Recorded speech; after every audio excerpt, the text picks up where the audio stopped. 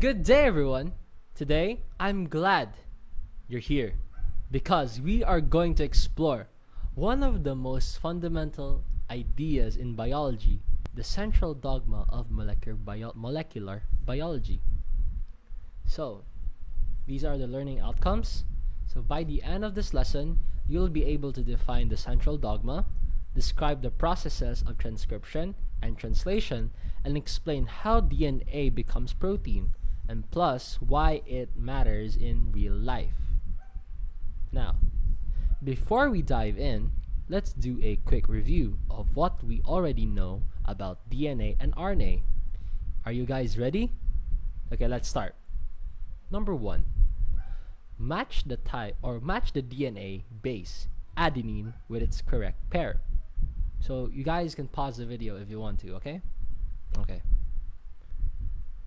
If you guys answered thymine, then you're correct. Great job. Great job, great job.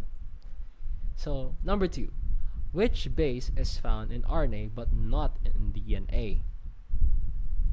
If you answered uracil, then you're correct. Nice. Last. Is the sequence AUGCGU DNA or RNA? If you answered RNA, then you're absolutely right. Great job. Great job. Nice. That knowledge will help you understand how genetic messages are converted into proteins. Now, let's talk about an overview of the central dogma. Okay.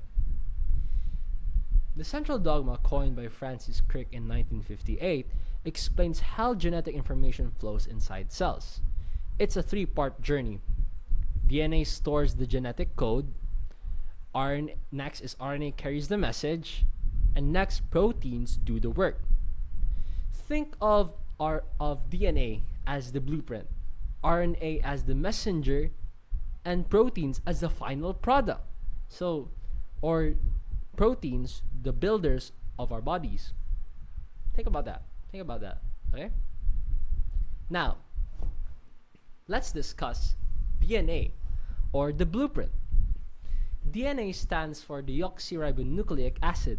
It's shaped like a double helix and is made up of base pairs: adenine, thymine, cytosine, and guanine.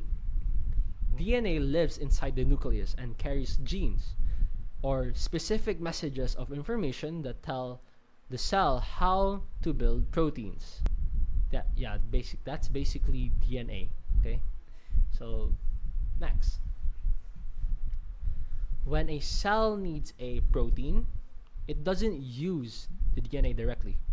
Instead, it makes a copy in the form of RNA. And now we're going to discuss transcription from DNA to RNA. Transcription happens in the nucleus. The enzyme RNA polymerase reads the DNA and makes a complementary strand of messenger RNA or mRNA. Think about this, guys. If DNA is the master recipe book, then mRNA is the recipe card you take with you. Okay? For example, that's example of DNA to RNA. DNA TAC will be transcribed into RNA, AUG. So,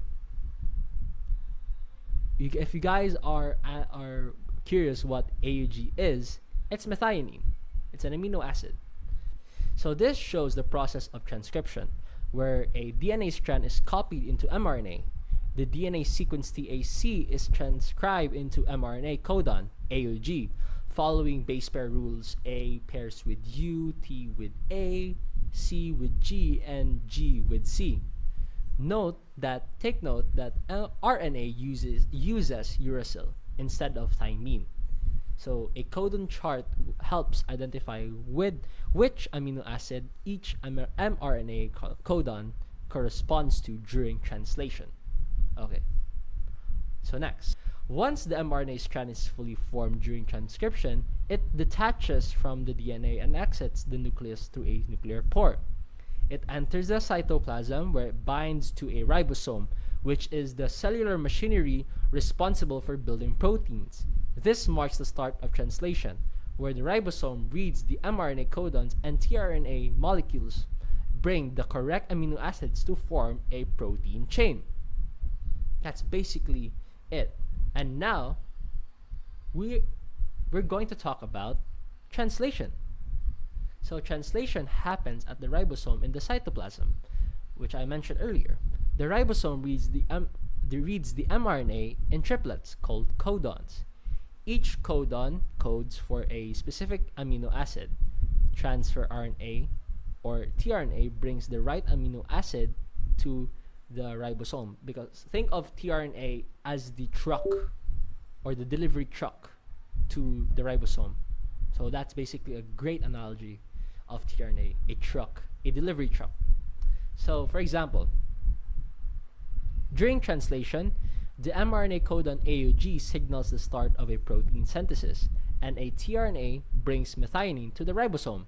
When the codon GAA is read next, a different tRNA delivers glutamic acid, continuing the chain of amino acids that will form a protein or form the protein. So as amino acids are linked together, they form a polypeptide chain, which folds into a functional protein. So in summary of the DNA to RNA to amino acids and protein, so the flow of genetic information, or DNA, is transcribed into mRNA, which carries the genetic code out of the nucleus. So during translation, the mRNA is read to assemble amino acids in the correct order. These amino acids link together to form a protein, which performs essential functions in the body.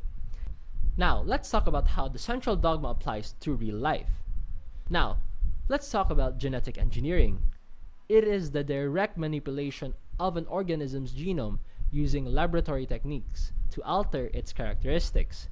Genetic engineering allows bacteria and other microorganisms to produce human proteins like insulin for diabetes or diabetes treatment, and human growth hormone for dwarfism. So that's basically genetic engineering. So next is mRNA vaccines.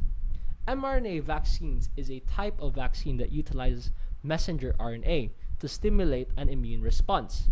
For example, in December 2020, the Pfizer and Moderna COVID-19 vaccines became the first messenger RNA vaccines to be utilized or to be authorized by the FDA. Lastly, gene therapy. Gene therapy is a medical approach that treats or prevents disease by correcting the underlying genetic problem. Examples of gene therapy includes treatments for certain cancers, inherited eye and blood disorders. So let me ask you this, guys. Why do you think, or what do you think would happen if there was a mistake in translation or transcription? So if transcription or translation errors occur, the result can range from no noticeable effect to severe cellular damage or disease. As future health professionals, understanding this helps you treat genetic diseases, develop therapies, and advance science. So in summary, the central dogma tells us how the instruction in our DNA gets turned into the proteins that make up our bodies and keep us alive. So DNA is copied into RNA, then RNA is translated into proteins. These proteins build cells, control functions, and respond to the environment. So let's remember that every heartbeat, every thought, and every movement depends on this amazing process.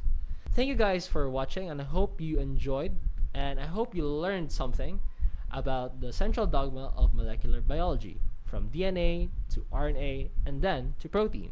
So thank you and goodbye.